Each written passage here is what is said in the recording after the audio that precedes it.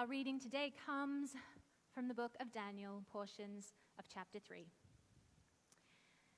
King Nebuchadnezzar made an image of gold, 60 cubits high and 6 cubits wide, and set it up on the plain of Dura in the province of Babylon. Then the herald loudly proclaimed, "Nations and people of every language, this is what you are commanded to do. As soon as you hear the sound of the horn, flute, zither, lyre, harp, pipe, and all kinds of music, you must fall down and worship the image of gold that King Nebuchadnezzar has set up. Whoever does not fall down and worship will be immediately thrown in a blazing furnace." At this time, some astrologers came forward and denounced the Jews. They said to King Nebuchadnezzar, "May the king live forever. Your Majesty has issued a decree that everyone who hears the sound of the horn, flute, zither, lyre, harp, pipe, and all kinds of music must fall down and worship the image of gold, and whoever does not fall down and worship will be thrown into a blazing furnace. But there are some Jews who have been set over the affairs of the province of Babylon, Shadrach, Meshach, and Abednego, who pay no attention to you. Your Majesty, they neither serve your gods nor worship the image of gold you have set up." Furious with rage, Nebuchadnezzar summoned Shadrach, Meshach, and Abednego, and so these men were brought before the king. And Nebuchadnezzar said to them, "Is it true, Shadrach, Meshach, and Abednego, that you do not serve my gods or worship the image of gold I have set up? Now, when you hear the sound of the horn, the flute, the zither, the lyre, harp, pipe, and all kinds of music, if you are ready to fall down and worship the image I made, very good. But if you do not worship it, you will be thrown immediately into a blazing furnace. And then, what God will be able to rescue you from my hand?" Shadrach, Meshach, and Abednego replied to him, "King Nebuchadnezzar, we do not need to defend ourselves before you in this matter. If we are thrown into the blazing furnace, the God we serve is able to deliver us from it, and he will deliver us from your Majesty's hand. But even if he does not, we want you to know, your Majesty, that we will not serve your gods or worship the image of gold you have set up." Then Nebuchadnezzar was furious with Shadrach, Meshach, and Abednego, and his attitude towards them changed. He ordered the furnace heated 7 times hotter than usual and commanded some of the strongest soldiers in his army to tie up Shadrach, Meshach, and Abednego and throw them into the blazing furnace.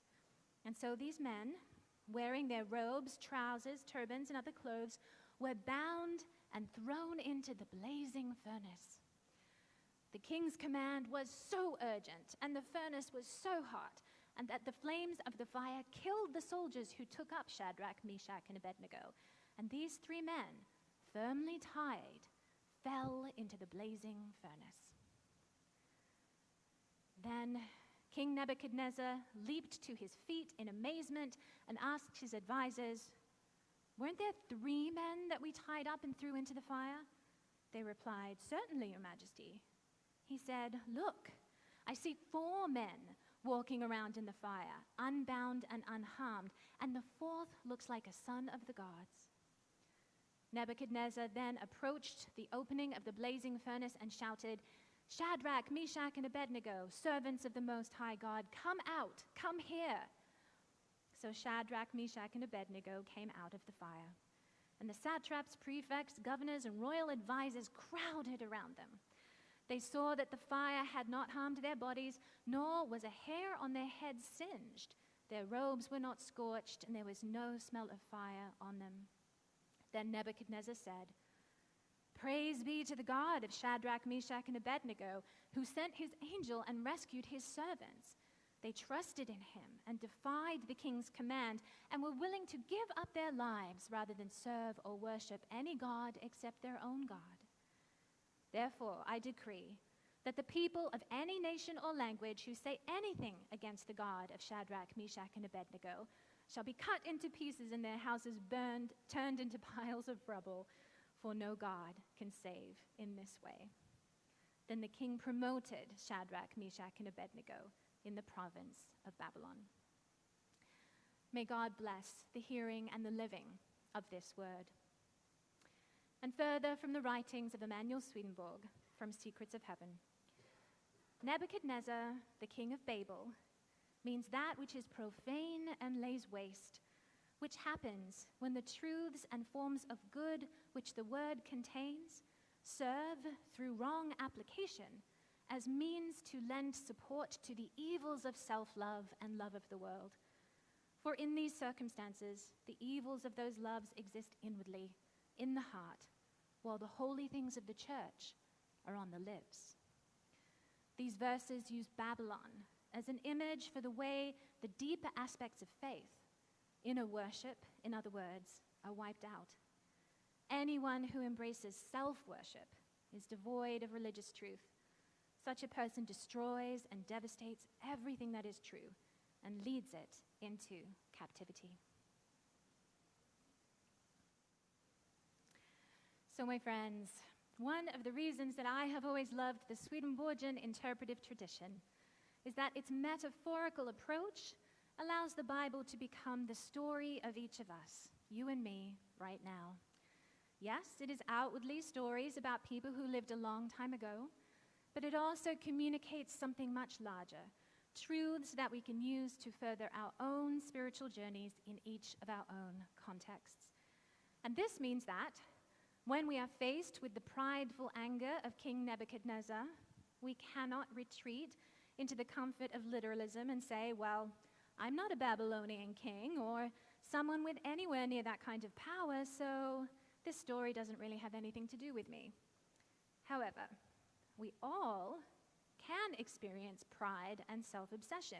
We can all experience avarice or finding ourselves worshipping something not worth worshipping. And I think this is a really valuable spiritual practice. When the whole of the Bible is about us, we cannot wriggle out of its various critiques, regardless at whom they are leveled. So, King Nebuchadnezzar tells us about the ugliness, the ridiculousness, the dangerousness of being drunk with power and self-obsessed, of turning our allegiance to that which props up our own wealth, self-esteem, status, and demanding that others do the same. And this can be borne out in so many small ways in each of our lives. For example, there are times in the past when I might have lashed out at my children in anger not because I desired to correct them usefully, but because I am furious that they have dared to disrespect my authority. This is my Nebuchadnezzar self coming out. And more specifically, according to Swedenborg, Nebuchadnezzar and the Babylonian regime represent the profanation of holy things, which is a theologically fancy way of saying it is evil representing itself as good. So, continuing my example above, it would be like if I were to not only lash out at my children in anger for disrespecting my authority, but then to also justify it as a good thing to them and to myself by saying, like, it's good for them to have boundaries. It's good for them to learn consequences for their actions, and maybe even it is a good thing for children to be a little afraid of their parents. See how insidious it is? Now, conversely, if the Bible is about us, then we also have within us the good characters as well as the bad. Shadrach, Meshach, and Abednego represent those parts of us that resist these darker impulses, the parts of us that have given our allegiance to God, to truth and love, to something outside of ourselves and our own benefit. Daniel represents our developing conscience, and Daniel's friends represent the true ideas that our conscience depends upon. The existence of Daniel and Shadrach and Meshach and Abednego opens us up to the opportunity to practice steadfastness, diligence, courage, and faith. So, to continue my parenting example, they represent my commitment to the ideas that my children should feel safe and loved, to learn to be confident, generous, and accountable, with healthy and useful autonomy and boundaries. My commitment to these ideas as primary helps me to see my Nebuchadnezzar self coming for what it is and to resist what it is calling me to give free rein to in myself. And so, we can read these stories as something that can speak to us personally in our own lives and in our own contexts. God speaks then, and God speaks now, through that which we can understand, stories about human nature and human possibility. However, I do think there is one important caveat. As wonderful as I consider this personal, metaphorical, interpretive tradition to be, I believe it emphasizes some things and obscures others. One downside to spiritualizing biblical stories in such a personal way is that we might pay far more attention to our personal spiritual journey and forget that we are social, communal, systems-building creatures. With this story, it might blind us to the fact that the type of pride exhibited by the king was not just a personal failing. It was a personal failing that was propped up and encouraged and, to a certain extent, created by a system of power. This is not only a story about the fact that King Nebuchadnezzar was a prideful person. It is also a story about the misuse of systemic power. The king directed the allegiance and the worship of his people towards a golden statue, something that supported and increased his own status and suggested it was what they should value. He used his power, which technically has the potential for good, to serve his own ends. His network of advisors, also beholden and invested in that system, helped to perpetuate that misuse of power by accusing Shadrach, Meshach, and Abednego of wrongdoing. So, I believe the framework of this particular story is prompting us to ask ourselves, how is my pride, my avarice, my selfishness, how is that supported, encouraged, and obscured by the systems in which I find myself? How do these systems prompt me to reframe my selfishness as good, or prompt me to forget or overlook those who those systems disadvantage? How do those systems profane what is holy, or try to pass off what is evil as what is good? And one easy example is suggested by the golden statue. Does an allegiance to unregulated capitalism, for example, ask us to value money over people? Is it asking us to forget that a system cannot be humane unless it serves everyone well, not just the few? Or are some of our political ideologies based on accumulating power rather than serving people? Do they encourage us to dehumanize others in order to worship our own sense of rightness? As the parent of a transgender child, it sure feels like our family is walking around in a fiery furnace lately, with all the recent anti-trans legislation coming out of various states, obstructing life-saving, gender-affirming care for people who need it. It is a picture-perfect example of the Nebuchadnezzar spirit using systemic power in ways that target the vulnerable.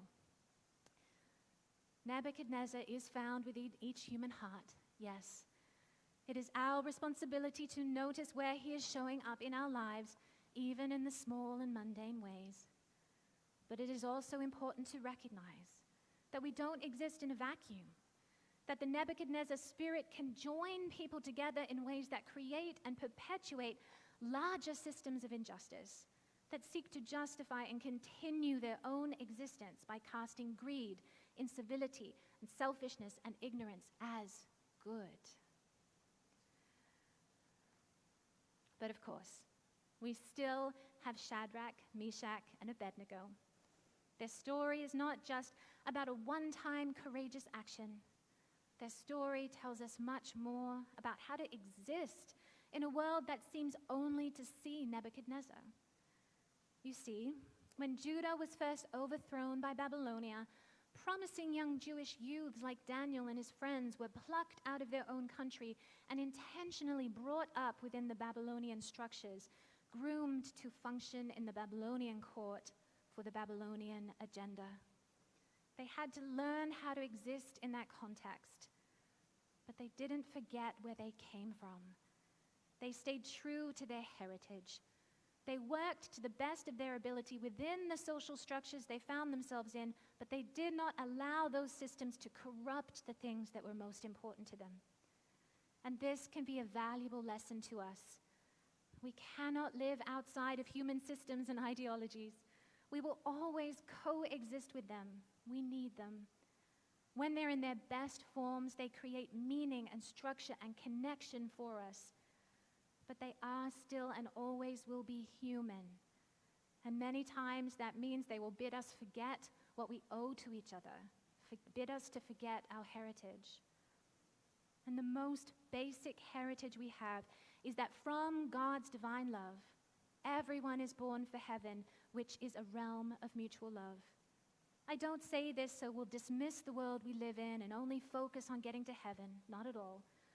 Rather, I say it is for us to realize that our heritage is something larger than the systems and ideologies of this world. No matter how much they might benefit us in the here and now, no matter how good they might make us feel, our destiny is to exist in heaven in mutual love, to serve one another in mutual care, and as far as possible to live and birth that heaven into our world in the here and now. When we remember that heritage, we can resist any system or ideology that asks us to love or worship anything else. With God's help and guidance, we can walk around in the fire, unbound and unharmed. Amen.